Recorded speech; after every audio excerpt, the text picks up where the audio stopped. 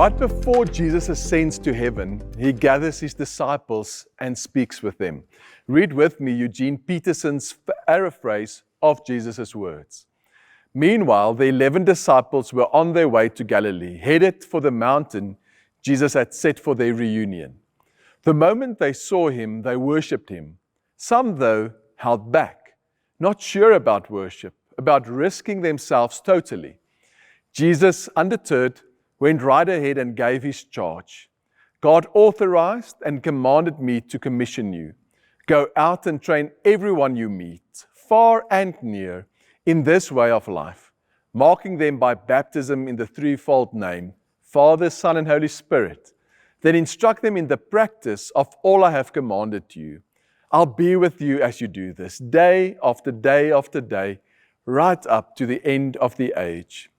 Now, Peterson writes that Jesus called his disciples to train others in this way of life. And when Jesus sent his disciples, he does not send them to recruit members for an organization.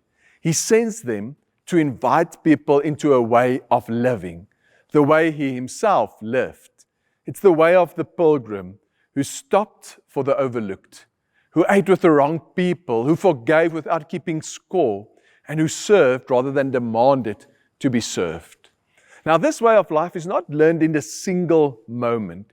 It's learned the way all other ways are learned, by practice, by repetition, by proximity to someone who already lives it. And so you watch, and you try, and you fail, you try again. Over time, slowly the way begins to feel more natural. Not because you're trying harder, but because you have been walking it long enough that it shaped you.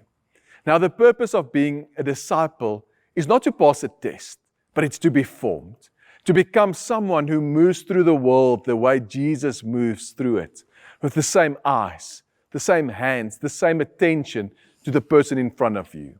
That's the way of life, and it's walked every ordinary day.